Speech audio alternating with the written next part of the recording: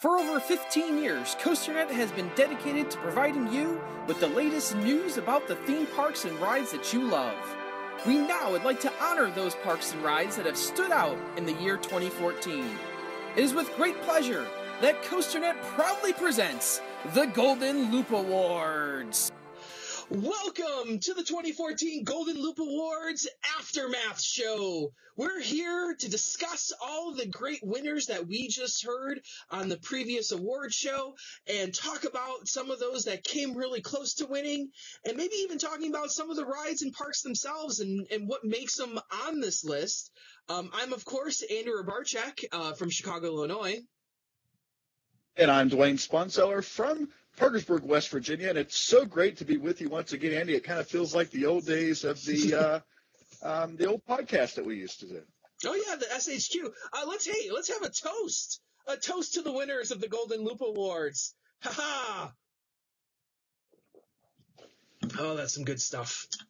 Okay, so we ran down the winners on the previous award show, so you guys should already know that at least the 10 winners, and we'll also be releasing the top 5 and the top 10 for the steel and wood coasters in our newsletter that will be coming out shortly within a few days here as well. But, just to give you a little rundown of the Golden Loop Awards and what they are, is that, COASTER-net has always had the Golden Loop Awards. Usually it's just been a forum-only vote, where our forum members would vote on things.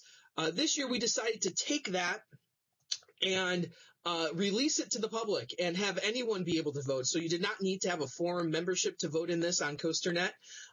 We did it on a Google form, and we had an overwhelming response to this. More votes than I thought that we were going to get when we first posted it. I thought we would get a few here and there, but the response was just generally overwhelming.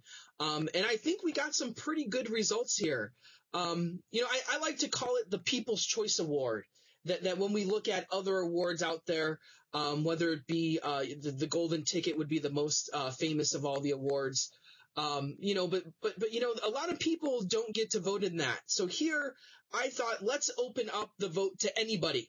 That if I sent it out to a number of the clubs, to a number of the websites, and the response from them was also very overwhelming. So thank you to everyone who retweeted the tweets or who reposted the Facebook links or who just went ahead and voted into the Golden Loop Awards, because without you, this won't happen. And I hope that in the future that it gets bigger and bigger every year, that I want to see more and more people participate in the voting process. We had a lot of American voters, but we also had a lot of voters from Mexico and Canada and England and Germany and other places in Europe. That the diversity of the vote was also pretty impressive as well. Dwayne, what are your thoughts on the Golden Loops? Well, I'm truly excited about the amounts of votes that we got. I was in charge of this for a couple of years, in the past few years, and it was really difficult for us to get people out there to vote. Even amongst our own community at COASTER-net, we had struggles getting people out there. So I really enjoyed the fact that we were able to get it out there to the voters, to the people who go to the parks. And typically you may see, we always talk about this with other awards. It seems like the parity is not there. They're all kind of going towards one direction. This, we kind of see that there is a mix. And I think if you open it up to, not just the world, but other places in our country where people have gone to places maybe that most of us have never been to, you really start to see the discrepancy and the fact that, one theme park over here, for example, Cedar Point, may be just as good as one out in California, even though most voters tend to come from the Ohio area or the East Coast or whatever. It's nice to see the GLAs able to kind of involve everyone, and it shows within the numbers that we got this year. Yeah, absolutely. And my theory in creating the GLAs was, a lot of polls require you to do a time-intensive survey of what you like, and I wanted to do something very down and dirty, very quick, where it was just, I just wanted your best. And I understand that there are some scientific problems with that in the long run. But I think that the number of voters outweighs the intensity of the vote itself. That I know that we see, you're a history teacher, and just this past year, we saw the lowest voter turnout ever in America. And why is that? It's because the voting process has become cumbersome, has become difficult, you have to go line up somewhere in the morning, you have to time it out, you have to deal with long lines, long ballots. And here I said, let's do the opposite. Let's give the people what they want. Let's do an online voting system.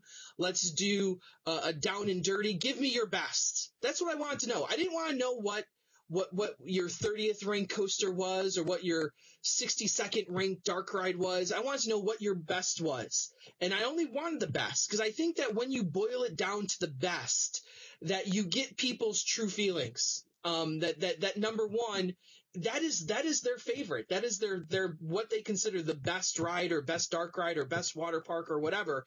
And then when you collect those, you can kind of see what is the best of the best then.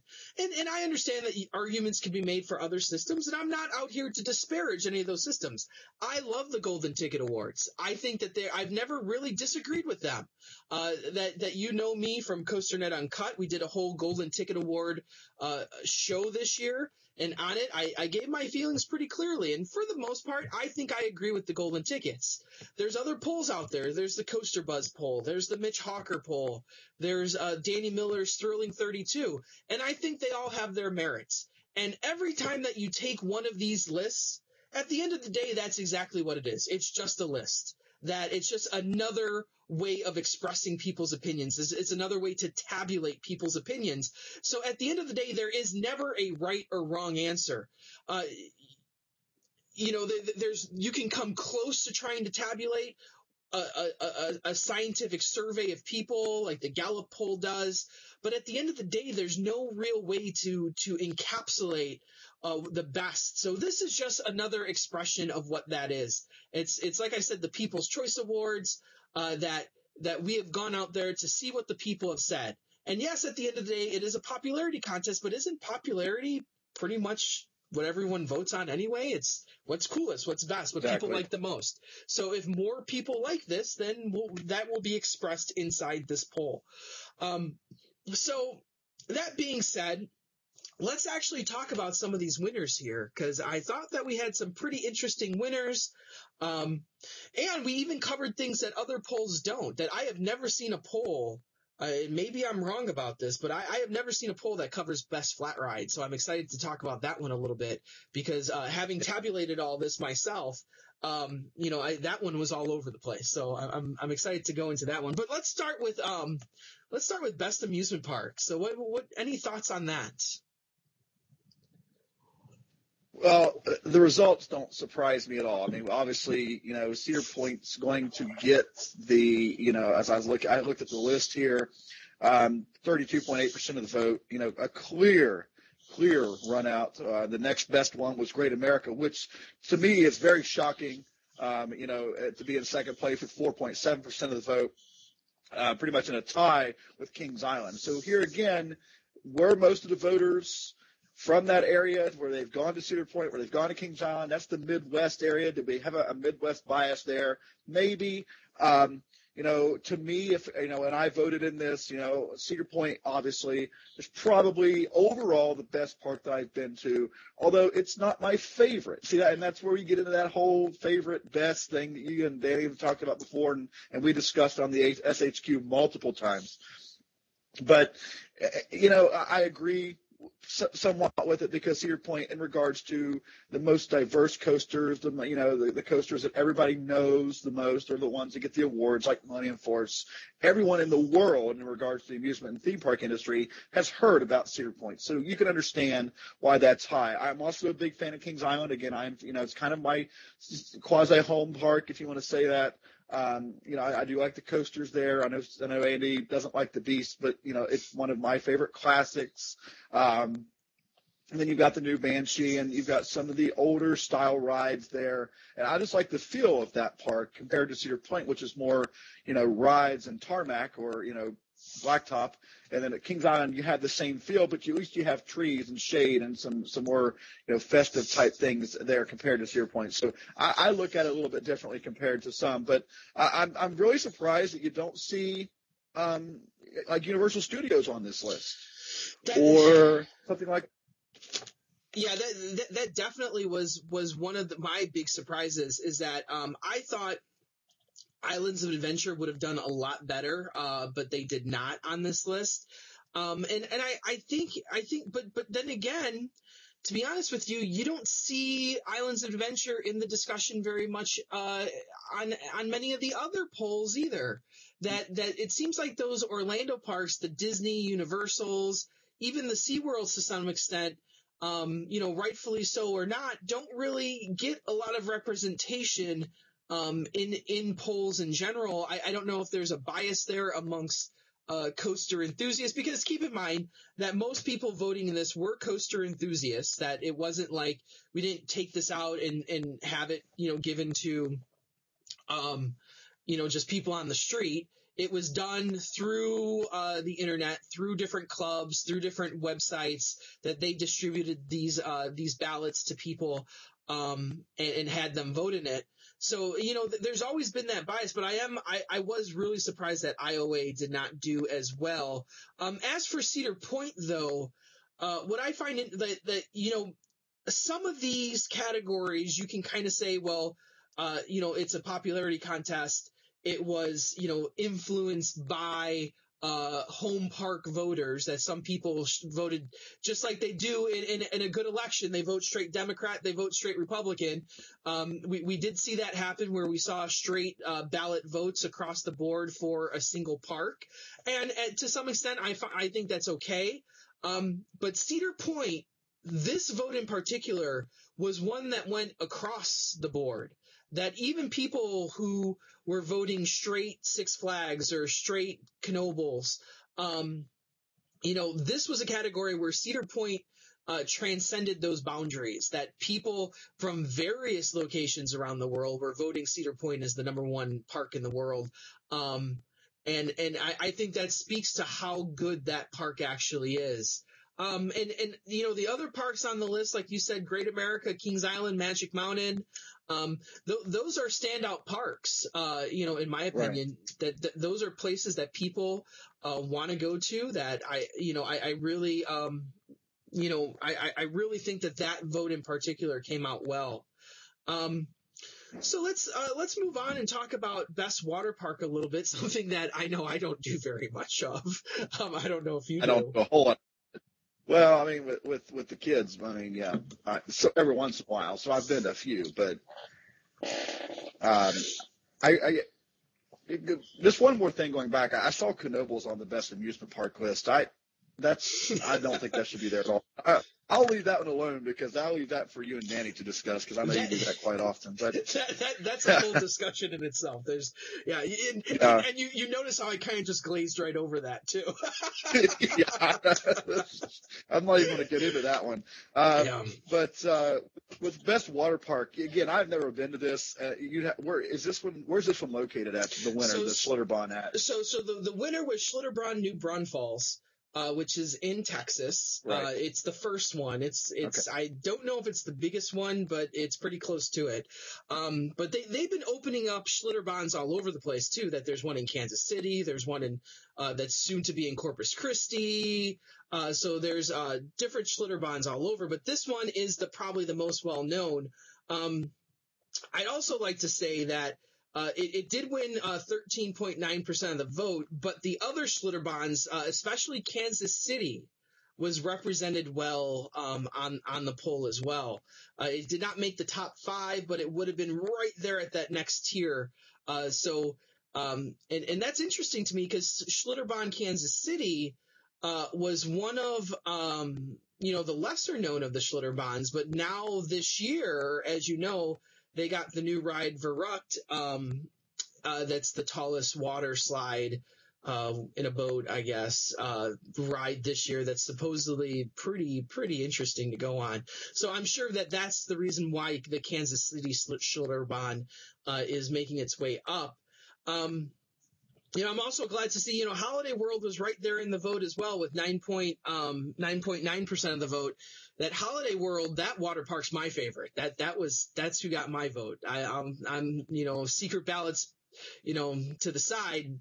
Holiday World got my vote. I love Holiday World Splash and Safari. That is, that Mammoth and Wildebeest. Those are pretty legit rides. And it's interesting to see because, we talk about on the forums how we see a water park revolution happening where people are really trying to push the boundaries of what water slides and water parks are about. So maybe this might be a category to watch in the future as more people go to them. Yeah, and I unfortunately in the top five, I've not been to any of these, so I can't really say a lot about the top five. However, the ones that I actually have been to, I really truly enjoy, the one at Kings Island per se, just because it gives you a chance to relax outside of the park. Now, unfortunately, in years in the past, it's gotten so busy you can't even go over and enjoy, just say, the lazy river. Just so many kids and teenagers and rambunctious morons in the water that you can't really do anything or enjoy it. Now with the beach opening up right beside it now, in the same area of Mason, Ohio, that kind of alleviated it a little bit. But still, I enjoy some of the things that they have. I do enjoy a nice, relaxing, lazy river ride on the tube or, something like that. But I'm not the big go, get into all the slides and get, walk up the huge flights of stairs to go as tall as you can. Not that I'm being lazy, I am, but I just don't think that I'm really interested in doing. So I can't really say a lot about the ones that are in the top five, but I have heard a lot about Holiday World. I'm pretty sure I'm going to be able to get over there this year, even for the opening of the new ride, or at least sometime get over there this spring or this summer. So I hope to take a look at that. But in regards to best water park, all I've ever heard is Schlitterbahn. And until I get to go there, I can't really give my own opinion until I can get there and actually experience it myself.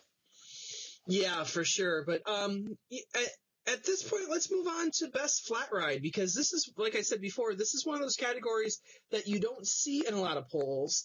And from doing the tabulation, I can tell you that this was all over the place, that people have a number of different opinions as to what the best flat ride is. But at the top of the list, you definitely see a Cedar Point bias with Skyhawk and Max Air. But in fairness, that when you look at flat rides, Skyhawk and Max Air, those are the two biggest of their class. That Skyhawk is the largest of the giant screaming swings. Max Air is the largest of the frisbees. That those two are signature rides at Cedar Point. And to be honest, I gave my I don't know if I would have given my edge to Max Air, but I know I did. Yeah, but Max Air is pretty legit. And Skyhawk still legitimately scares me. That Skyhawk's one of the few rides that I legitimately am not comfortable on Skyhawk at all. And that kind of makes it kind of fun too, where, you get kind of comfortable on roller coasters that I really don't feel any real sense of danger when I know a lot of people do, but I don't feel any real danger on a roller coaster. No. But on Skyhawk, I feel a real sense of danger, and I don't know if that is valid or not. But in any case, yeah, Skyhawk took it. I know I can tell you it took it by one vote. By one vote separated Skyhawk and Max Air. So that was pretty interesting. But even the rest of that list I thought was interesting as well.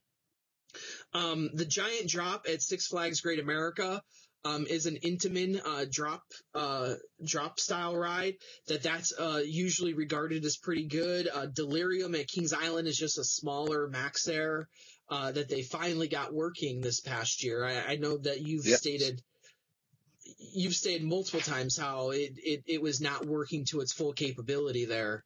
But this year they finally got it back to where it should be. And then we had two newcomers on the list that I think may have suffered from low ridership because they both opened up a lot later into the season this year, with Zumanjaro and Falcon's Fury. Now, Falcon's Fury is my favorite flat ride. Falcon's Fury is amazing. And I know we've talked about it on a lot of different shows. I just talked about in the last episode of Coaster.net Uncut, the Ask Danny and Andy Anything episode. But Falcon's Fury is a legit ride that, and like I said there, I'm not a fan of drop towers, but Falcon's Fury is pretty fun. And I have never been on a Zumanjaro, and there's another one out at Magic Mountain called Lex Luthor. That one is very similar to Zumanjaro. And I haven't been on either of them, but those look like they're pretty fun too. Having, a 400-foot drop is no laughing matter,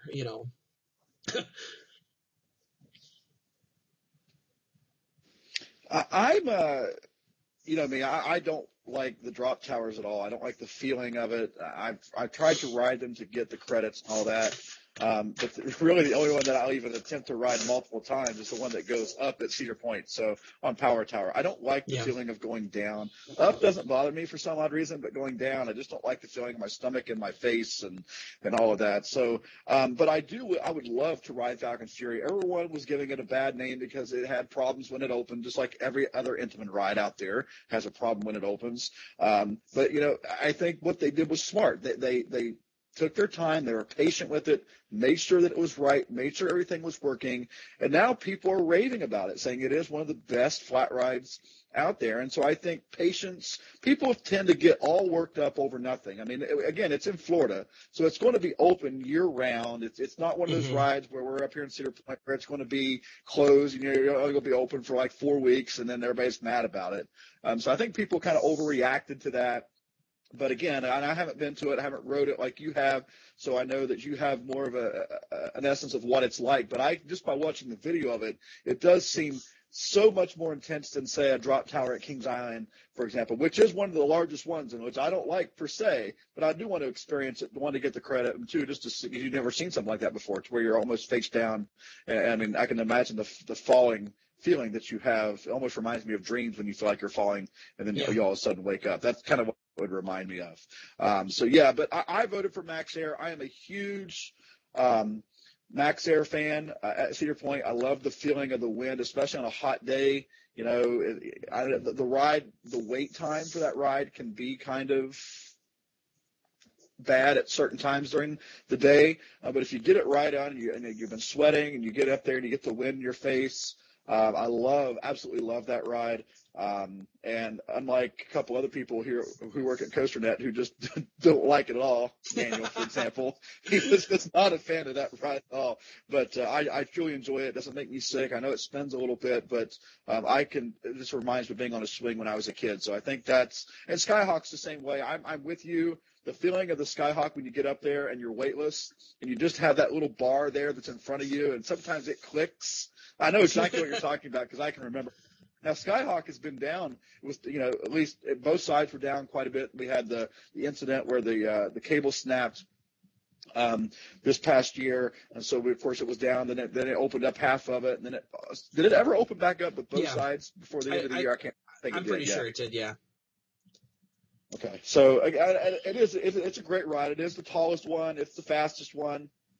And again, of the ones that are on this list, as I'm looking here, Delirium, of course, as you mentioned. There was a time where over the past 5 years, Delirium was only going about half of its cycle and only going up about half of the height that it should have gone because they were waiting on the parts from overseas. From the Huss company, and it finally arrived years later, which I never understood because Cedar Point had the parts for Max Air. I don't know why Cedar Fair didn't just, but whatever. I know it's a different ride, different size and all that, but anyway, do want to ride Zumanjaro. I'm hoping to get up there to ride that either this summer or sometime. I know Six Flags Great Adventure is not a great place to go. It's one of the more It's a great park, they say, but the people are the things you want to avoid there. So I'm not real sure about that, but I do want to get up there with that. So, I think we could go back and forth. And there's a lot of rides on here that aren't there that I think should be there. I'm very surprised that they're not there. as you can say, like the bias, for example, of Kings Island and Cedar Point, again, this looks like a big Midwestern bias voting in this particular category.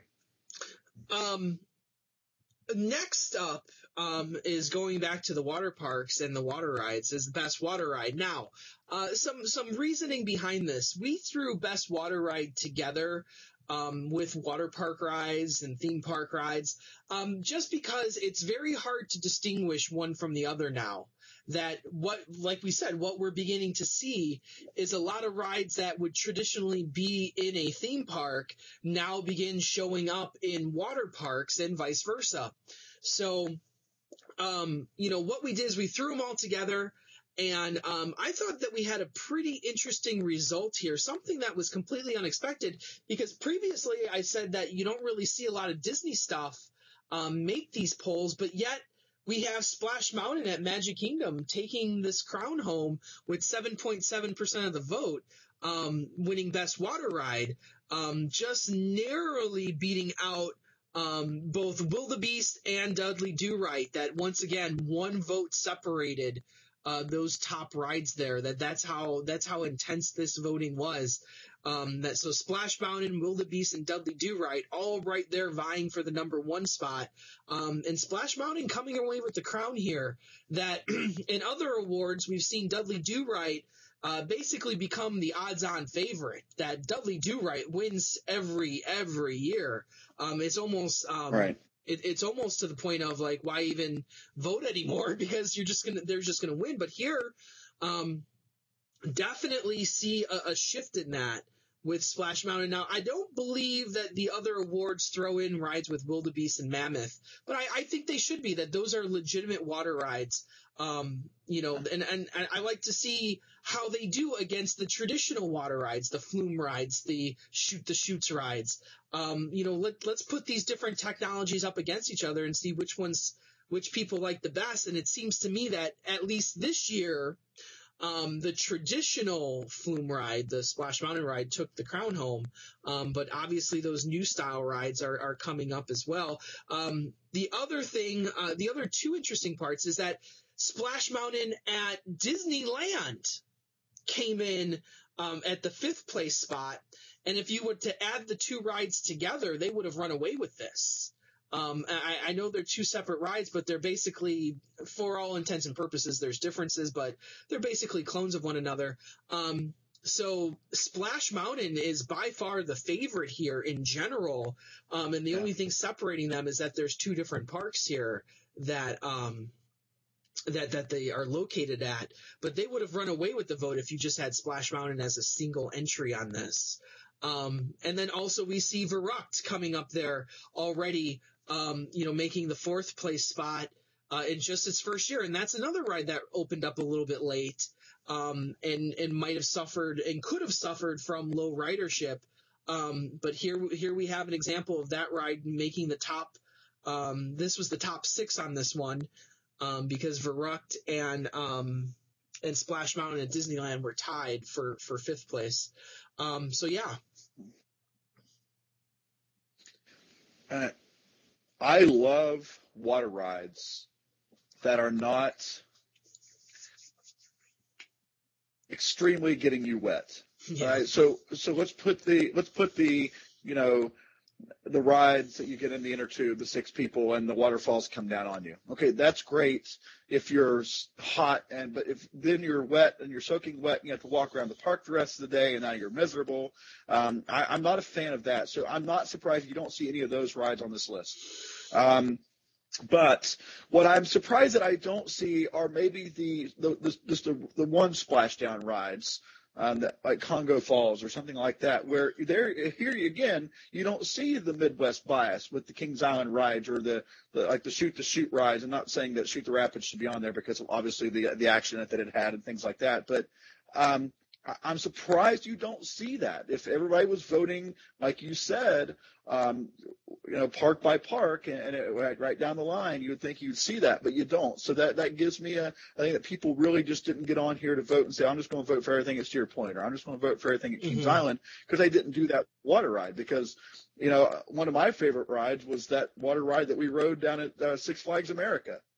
that was it the Blizzard Beach, or I don't know what it was. No, I forget what it was, but it was that was, I mean, because it was relaxing. You didn't get wet. It was on water. I do like the log flume rides, the classic, the one that we rode. I don't know if you did. I don't think we rode it when we were there, but at Busch Gardens in Virginia, when I was down there with Daniel the first time, I know we rode it, and I really enjoyed that one. I thought the scenery around it was Les Scoots. It's Les Scoots. Yeah, that's exactly what it was. We were like, what is that? Yeah.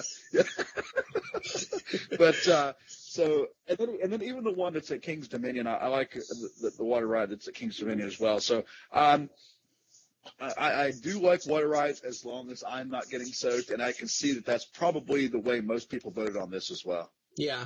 The only one that you really, really get soaking wet on, Dudley Do Right, you do get fairly wet, but Mammoth, you just get drenched on. That Mammoth is in the water park side of things, so there's nobody enclosed, but it's an interesting ride because it combines what you would think of a water coaster with what you would think of a raft ride. That you have the massive waterfalls and the raging rapids, and it's a lot of fun actually. It's a unique and interesting ride for sure. But let's move on to best dark ride now, which once again was another heated contest here for the top. This time with Spider-Man at Islands of Adventure battling it out with Forbidden Journey. Now, we did a whole episode of Uncut with the best dark rides, and this was the debate here: Spider-Man versus Harry Potter. And it's still in my mind, it's hard to separate these two rides. That they are so good at what they do. Surprising though, what was not on here was Transformers. I was kind of surprised that Transformers in general got very, very low votes. Even if you combined the Transformers in Hollywood with the Transformers in Orlando, still very, very low votes. Because remember, it was give me your best. So give me your number one. And I think that this category here is really where you see that really have an impact on how things are voted upon, where people might think Transformers is pretty good, but it's not their favorite. It's not their best one. It's not their best dark ride. So it seems to me like a lot of people are giving the edge to Spider-Man and Forbidden Journey, as opposed to other things.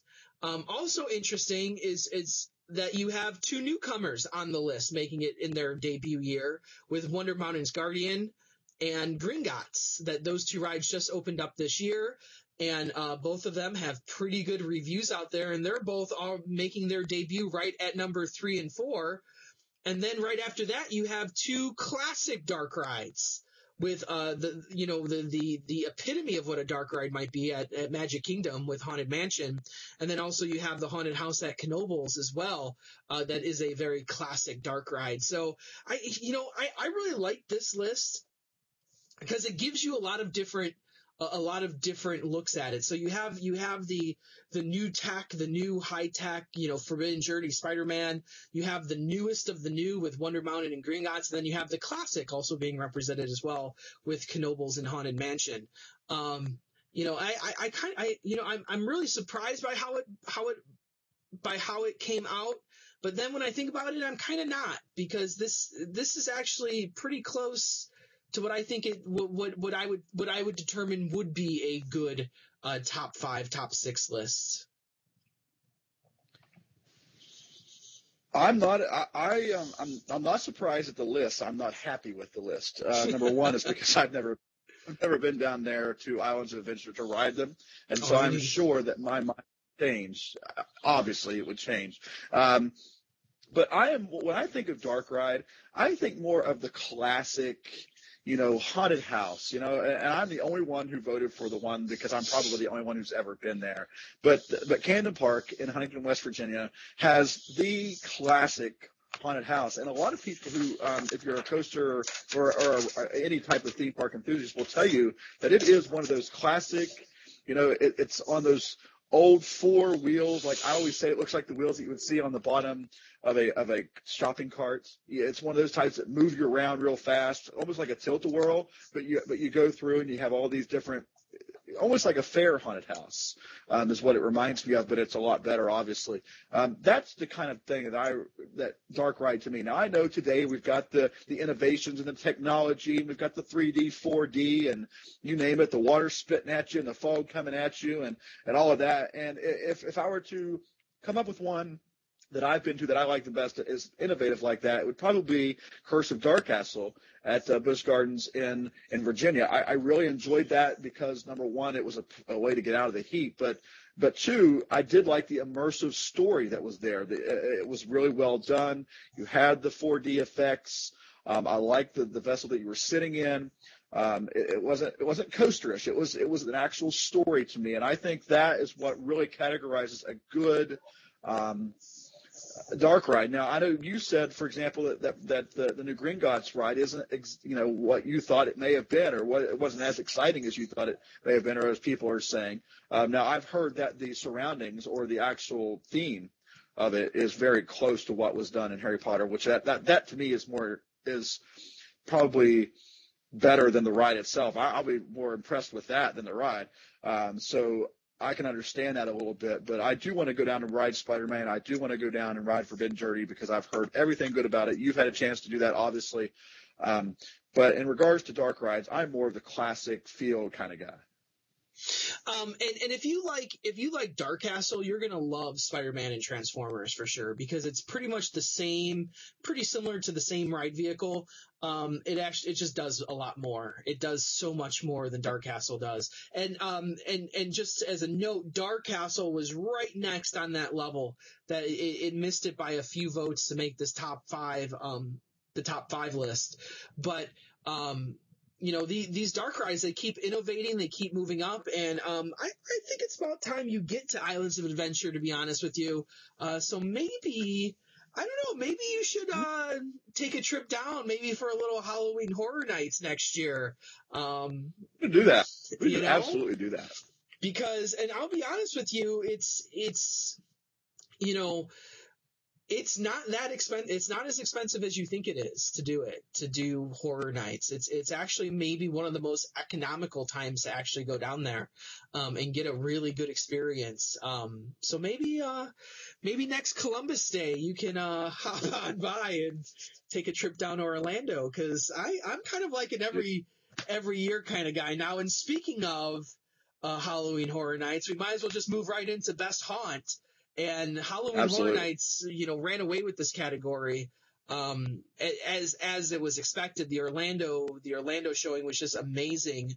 The list you also see, this list, I think you see a lot of the hometown bias that a lot of people just don't get out to haunts. Right. I don't think that this list, that the voters in this list pretty much got to any haunt besides their home park haunt. And in fairness, up until this year, I haven't either. The only 2 haunts I've ever been to was Great America and Cedar Point.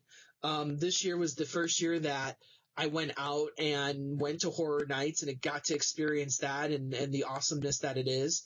But I think haunts in general are something that you experience at your home park, and maybe not at at very few, if not, just one of another park.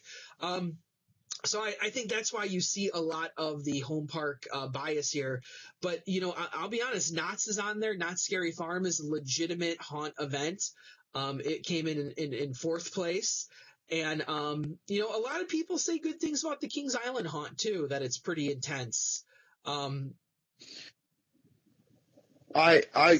again, being there, I've been there. I didn't get a chance to go to it this year. As a matter of fact, this is the first year that I didn't make it out to any haunts. I just decided that, once the regular season was done, I was done this year. Had a lot going on, and so I just decided to shut it down. But I will say that last year's haunt event at Kings Island was exceptional, and they said that this year was even better.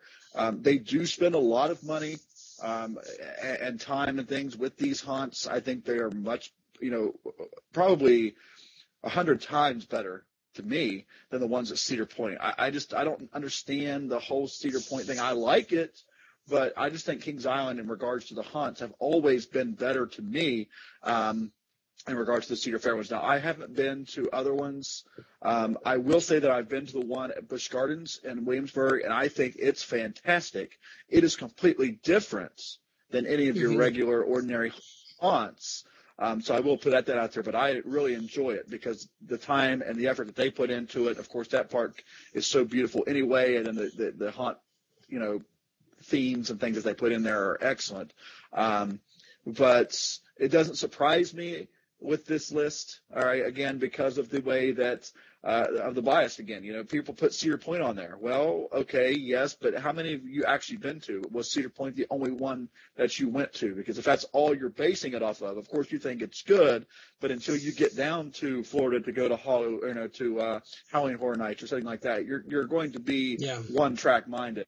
It's kind of hard to put that out there and say, well, this is great, but maybe there's something better that I haven't got to, and it's hard to vote that way. And Howl-O-Scream, I keep saying this, but Howl-O-Scream was the next one out right after these. Howl-O-Scream at Williamsburg, and then Tampa Bay was right by that as well. So even though, once again, those are places that might experience low attendance-ship from our voters, they were still had a pretty strong showing, just not enough to make the top 5 here. So our next category was best food, and man, I'll tell you what. I especially like this list the way it came out because Dollywood has excellent food. Silver Dollar City also made a very good showing, although not on this list. Silver Dollar City was the next one out. They have very similar food. I actually prefer. Yes. Oh man, if I had to pick one over the other, I'd probably pick Dollywood. A lot of the stuff is very similar, but one park that doesn't get a lot of discussion for best food is Epcot, and here Epcot was very close to taking the top crown, only a few percentage points off. But Epcot has some pretty good food options there. They're a little bit more pricey than what you would find at like a Dollywood or a Knoebels. Knoebels is also very well known for their food options, that there's just tons and tons of food there. But Epcot has some pretty diverse food with their World Showcase. And you can get some awesome things there. I'm also happy with Busch Gardens Williamsburg, because I thought Busch Gardens Williamsburg has a few good options there as well to eat, especially in the Fest House and in the other places around the park as well. I know we ate at the pizza buffet when we were there. we really did. I forgot all about that. I was going to say, where did we eat at? But we didn't even know about it. So I put it back in the left part by the water raft ride. Yeah, absolutely. That was fun watching the people eating my lunch and then watching people get soaking wet. It was a food and a show. Avoid the bees. Oh, the bees were terrible that day. And it didn't help that it was about 110 degrees out that day, too. It was so hot. That's right, it was. Yeah, because it wasn't as hot as the day we went to Six Flags America, though. Oh, my. That was ridiculous. I don't know how we made it out of that. But, yeah, so best food. Definitely, I think this is a very representative list of what's out there. And even Cedar Point made the list. And, people be like, what? Cedar Point? But Cedar Point has, in the last few years, I know it's a lot of chain stuff. It's a lot of stuff available outside the park. But I think the stuff that they're selecting is giving you a very good, diverse selection of food there, that you have your Johnny Rockets, you have your Chicky and Pete's that they added this year. Next year, they're adding a Quaker Steak and Lube out by Castaway Bay, that they're really trying to diversify what offerings they have, because, before it was kind of like you were stuck in this, what place do I want to go to a hamburger for? What place do I want to go to get chicken fingers at? Now they're actually giving you a number of different options. And if you like fine dining as well, a lot of people don't go there because of the price and because of the upscale nature of the place. But the Bay Harbor Inn has an excellent menu out in the Cedar Point Marina.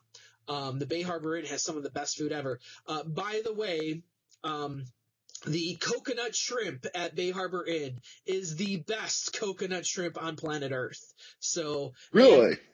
but sometimes it's not on the menu. But if you call ahead, I've called ahead before, and they will make it special for you too. So they, Really? yeah, absolutely. So it's made to order. I usually call ahead, but it's the best coconut shrimp. They're huge shrimp with real fresh coconut on them. Oh, it's delicious. Out of this world good. So that's Bay Harbor Inn. And also, I know my food, so. That was my favorite. We were always worried about what we were going to eat and stuff. That was the best thing about that. Yeah. And Bay Harbor Inn has a nice salad as well that has fresh fruit in it with coconut, strawberries, oranges, and it's with a great I think it's a lime vinaigrette that's out of this world too, so that's a lot of fun. But yeah, Cedar Point, like I say, you say, oh well, Cedar Point has legitimate food options on their menu now, and they're every year they're trying to make it better and better to get They're that getting diversity. something this year. In park, I've not heard anything new, but out of park, they're doing the Quaker Steak and Lube at the Castaway Bay. Okay, that's good. Oh, that's going to be okay. It didn't say where it was going to be. I thought they said it was going to be inside again, but no. Okay, so now Chicky and Pete's is where the Game Day Grill used to be. Yes, correct? Chicky and Pete's is where Game Day Grill used to be. It is a chain from out east that it was. There's a few of them at Dorney Park. So they brought it in just like they brought in Pink's hot dogs from the West Coast. Now they've brought in Chicky and Pete's from the East Coast.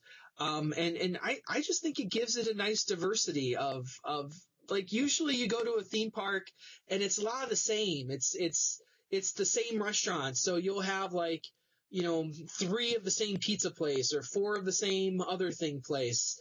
Here they're bringing in different restaurants, and I know that it's all food you can get from the outside, but I'll be honest with you, I would never go to a Chicky and Pete's, or it's very difficult for me to go to a Pink's hot dogs because it's in California. So them bringing it to me gives me the opportunity to eat that food that I love, because I loved it when I was out at Knott's. All I need now is a boysenberry drink and I'll be fine at Cedar Point. So yeah. So let's move on to man, this was a landslide. Best new ride. A landslide victory for Banshee. And this is one where I really took exception with the Golden Ticket Awards, and we did an entire show on flying turns, and man, I think the voters spoke here as well. Granted, a lot of people said that flying turns should not have even been included in the vote for Best New Ride of 2014, and so there was a rule placed on this to know that the ride had to have opened and given its first ride in 2014, because as we know, Flying Turns opened in 2013. So this was with this vote, I didn't even want the Flying Turns discussion in it. I wanted to see what other ride would have won. We already know that Flying Turns won Best New Ride for Golden Ticket. So I wanted to see what would have happened if we did not count Flying Turns, and obviously it was quite clear what happened with Banshee just running away with this vote completely. I think it was the biggest margin of victory of any single ride. In addition, so basically it was a battle for second place here. And it was a pretty Goliath at Six Flags Great America, came right in right behind it. So it was obviously a landslide victory for Banshee, but then Goliath. And then we had an interesting, 3 through 5 here as well with Helix out in Europe.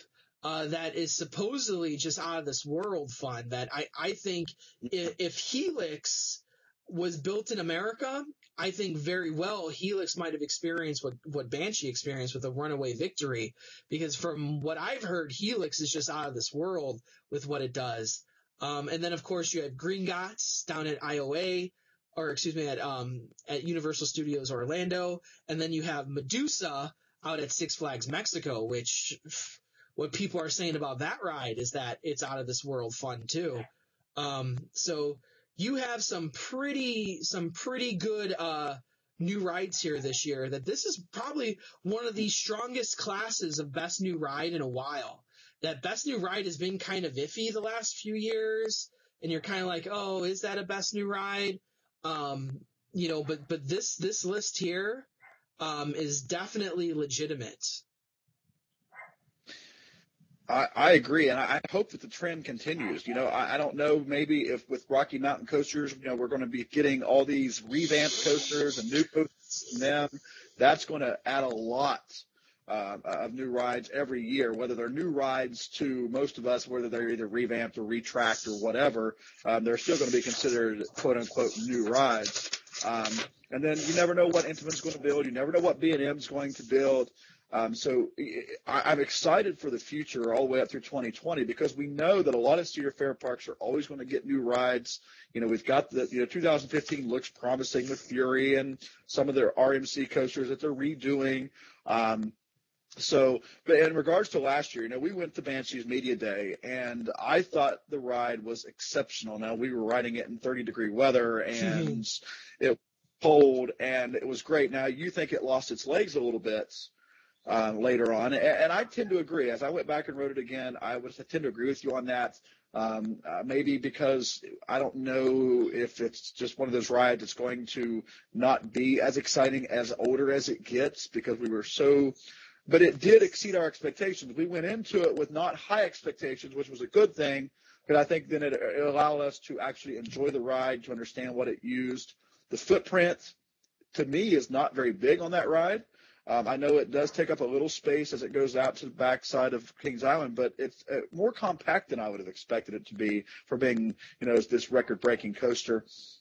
And so I am excited for that ride, and I agree that it should have won. Now, I didn't get a chance to ride Goliath. You did, as being the next RMC, designed coaster that they built from ground up. I have heard people say that it's better than Outlaw Run. I've heard people say that it's not better than Outlaw Run. You've ridden both. I've also heard that it's pretty remotely the same, just different layout, of course, different height, things like that, different scenery. Obviously, one is in a Six Flags park, one is in Silver Dollar City, which is themed and things like that. So you've got the differences there. But I really think that the majority of these new rides are based on where they're located. We sit here and we say, well, the Helix ride, had we all ridden it, had we been over there, would it be a ride? Is there a ride over there right now that's better than Millennium Force? Well, maybe, probably, I don't know. We don't get that. And if we do a contest or a voting poll like this, we see, again, American parks, American rides are always going to win, but it would be nice to be able to transport ourselves over there and ride them and come right back. That would be the greatest thing, because then we would be able to see and ride as much as we wanted to and get a look at all that. But, we don't have the chance to do that. So I think in regards to the list of 2014, this list is perfect to me. Banshee, to me, of the ones that I've seen, I didn't get to ride them all, obviously, was by far the best. I would say there's a better ride than Millennium Force in Cedar Point. You don't have to go very far. So do I. Just walk down the Maverick. I agree. Right, I agree. You and I both are huge Maverick fans. I understand that, but I'm saying as trust me, I'm more of a Maverick fan than Millennium Force fan. You know that. Yeah.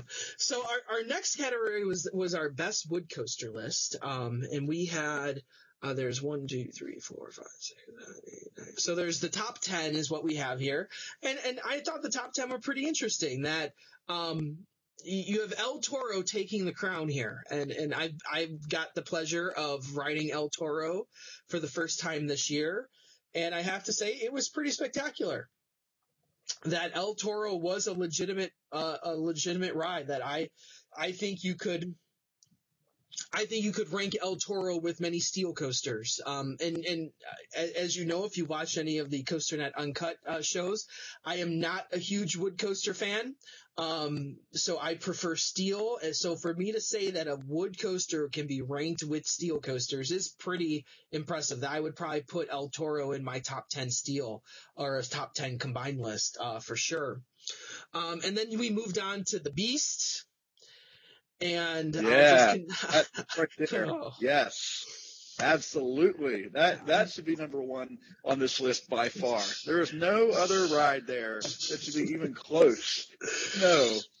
And oh my honestly, this with the lift hill alone, it should win every award. Just with the lift hill alone. I don't know what to say. There are no words. Because the ride, no, that's right. Because the ride is so good, you're speechless. That's why you don't have any words. Because the ride is that excellent, you're speechless. Yeah. You know that, right? And I'll give it to the Beast. It had a legitimate percentage of votes.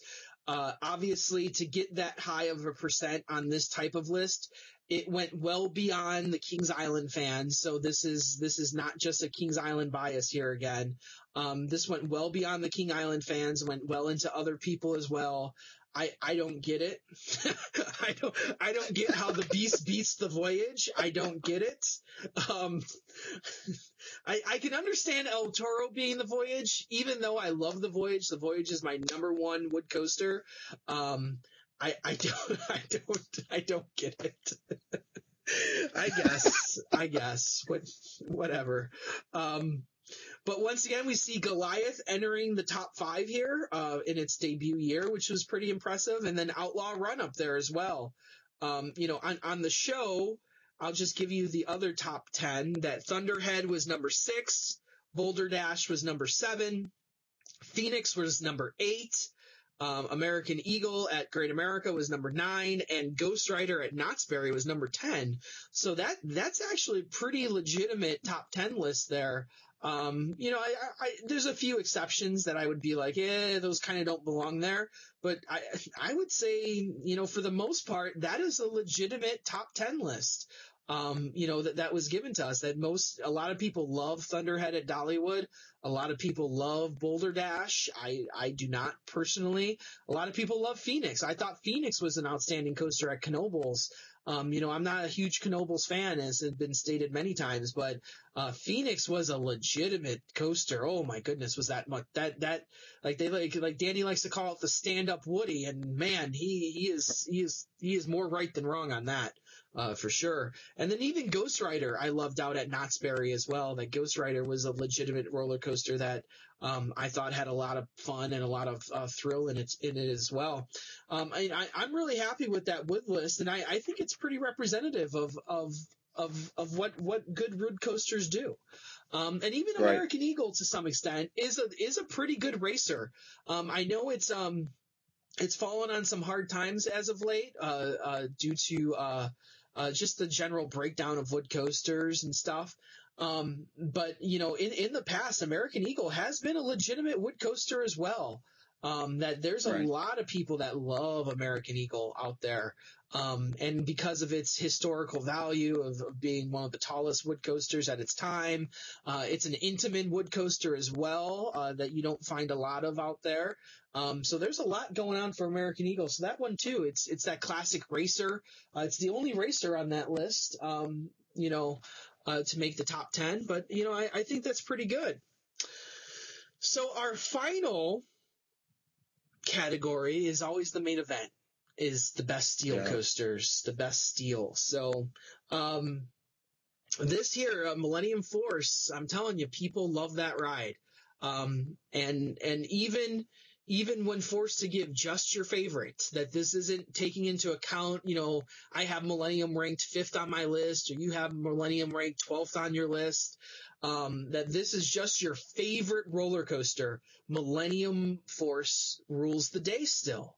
And I think it's interesting that people may criticize the way that the poll was done, but people said, what is if you could ride one coaster, if this was your favorite, people pick Millennium Force as their number one, overwhelmingly, across the board, even beyond the Cedar Point bias again, that across the board, people were picking Millennium Force. And then Maverick came in at number 2. Maverick, is my number 1 steel coaster. Yep. Raptor's my number 2, but Maverick's my number 1. And once again, we see Maverick having a very strong showing. I-305, an Intamin top 4, an Intamin top 5, actually. All 5 of these rides are Intamins. That'll tell you something out there. Hey, let's go back to that B&M versus Intamin debate. and I was for B&M on that. I was for B&M on that when we discussed that back on the SHQ, and I'm not even talking about I'm talking going back. And but I agree, because when you think of the top rides, those are the ones. I mean, yes, trust me, I love Diamondback. I'm a huge Diamondback fan. I think that ride is excellent. But many people think that it's too tame, that it's not aggressive enough. And I think a lot of people, if they want to have that one ride, it's going to be on a more aggressive coaster, and they're going to choose something like a Maverick or Millennium Force. I definitely would. If I had one last ride, it would be on Maverick. It wouldn't be on a Diamondback. So I totally agree with that. I think you hit the nail on the head there. And one of the biggest parts of that debate is always, well, B&M has a nice collection of rides. But I think when people choose their number one is usually going to be an Intamin steel coaster, because those are usually the best. Now, you can argue that after these 5, things kind of drop off for Intamin. But I'm telling you, if you want the best ride, Intamin usually delivers that to you, and I think this list here shows exactly that. It's not even that. Well, I'll go through the rest of them. Number 6 was actually Diamondback. Number 7 was Banshee. Number 8 was Raging Bull. Number 9 was Skyrush, another Intamin ride, and we had a tie for number 10, which was Medusa, Leviathan, and X2. So we see B&M kind of dominate 5 through 10 here on this list. So Intamin rises to the top of the list, whereas B&M will settle towards being maybe the next best ride on your list, where the Intamins will dominate your top, the B&Ms dominate your – they're still great rides. I don't think anyone's going to sit here and tell me that Leviathan or Banshee or Diamondback are crappy rides, but – they're not the best ride. They're not your number one ride that most people, when they look at it and they vote, they're going to vote for an Intamin as their number one. And if you looked at raw numbers as well for the top 10, the Intamin numbers are well ahead of the B&M numbers here as well, because you add in Skyrush, who came in at the bottom half of the top 10. But also I thought it was interesting that Medusa in its first year, Medusa at Six Flags Mexico, made it into the top 10. And X2, which is another fine ride that's very unique out at Magic Mountain, made it in here as well. So once again, I think this best steel coaster lineup is pretty good overall. As well. There's a few things that I would probably change on it if it was up to me. But for the most part, I think the poll in general revealed things.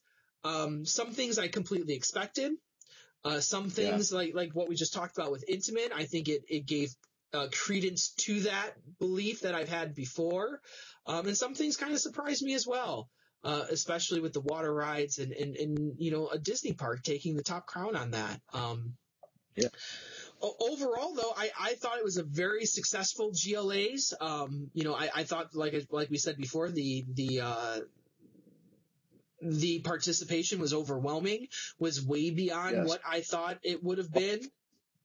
I look forward to hopefully even growing this in the future, that maybe doubling or tripling the number of people that we had this year and get people involved in it next year and vote in it, because the more opinion that we have, the closer we come to what truly is out there. It kind of gets rid of those home park biases and kind of balances them out. It's always going to be a popularity contest. Guess what? Most democracies are. That if you have a true democracy where one person gets one vote and those votes are not weighted or there's not exclusions on who can vote, at the end of the day, it turns into a popularity contest. That's what our politics does. So a true democracy, one person, one vote. That's what we have here. And that's what I think we're going to continue to do into the future, just to make it different than every other poll. That there's other polls out there that you can get weighted responses, that you can get just only certain people can vote. This one, I want it truly to be the People's Choice Award where everyone has access to vote. And if we have 1 million votes, we have 1 million votes. If we have 5,000 votes, we have 5,000 votes. I want people to have the ability to come in and vote what they feel as to be their best rides. So that was the whole thinking.